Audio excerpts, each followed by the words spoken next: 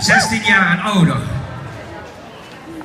Deze groep bestaat uit 10 unieke dansers die vanmiddag aan jullie laten zien wat pesten en geperst worden met iemand doet. Ze gaan dit doen op het nummer van Shane Coachon, getiteld To This Day, en de choreografie is van Soraya Grosny.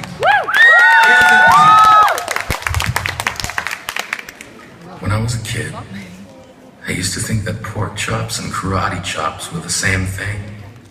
I thought they were both pork chops. And because my grandmother thought it was cute, and because they were my favorite, she let me keep doing it. Not really a big deal. One day, before I realized fat kids are not designed to climb trees, I fell out of a tree and bruised the right side of my body. I didn't want to tell my grandmother about it because I was scared I'd get in trouble for playing somewhere I shouldn't have been. A few days later, the gym teacher noticed the bruise and I got sent to the principal's office. From there, I was sent to another small room with a really nice lady who asked me all kinds of questions about my life at home. I saw no reason to lie. As far as I was concerned, life was pretty good. I told her whenever I'm sad, my grandmother gives me karate chops. This led to a full-scale investigation, and I was removed from the house for 3 days until they finally decided to ask how I got the bruises.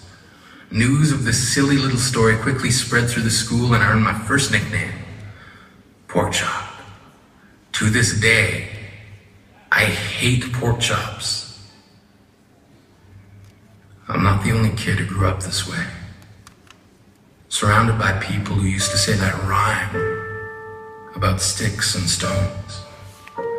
As if broken bones hurt more than the names we got called them all. So we grew up believing no one would ever fall in love with us. That we'd be lonely forever. That we'd never meet someone to make us feel like the sun was something they built for us in their tool shed. So broken heartstrings bled the blues as we tried to empty ourselves so we would feel nothing. Don't tell me that hurts less than a broken bone. That an ingrown life is something surgeons can cut away, that there's no way for it to metastasize, it does. She was 8 years old. Our first day of grade 3 when she got called ugly. We both got moved to the back of class so we'd stop getting bombarded by spitballs. But the school halls were a battleground. We found ourselves outnumbered day after wretched day. We used to stay inside for recess because outside was worse. Outside, we'd have to rehearse running away or learn to stay still like statues, giving no clues that we were there in grade 5. They taped a sign at the front of her desk that read, "Beware of dog." To this day, despite a loving husband, she doesn't think she's beautiful because of a birthmark that takes up a little less than half her face. Kids used to say she looks like a wrong answer that someone tried to erase but couldn't quite get the job done. And they'll never understand that she's raising 2 kids whose definition of beauty begins with the word mom. Because they see her heart before they see her skin. Because she's only ever always been amazing. He was a broken branch grafted onto a different family tree. Adopted. Not because his parents opted for a different destiny. He was 3 when it became a mixed drink of 1 part left alone and 2 parts tragedy. Started therapy in 8th grade, had a personality made up of tests and pills, lived like the uphills were mountains and the downhills were cliffs, 4/5 suicidal, a tidal wave of antidepressants, and an adolescence being called pauper. 1 part because of the pills, 99 parts because of the cruelty.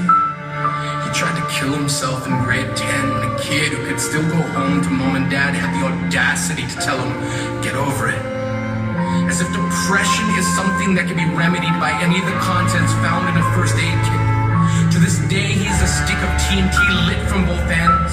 Could describe to in detail the way the sky bends in the moment before it's about to fall.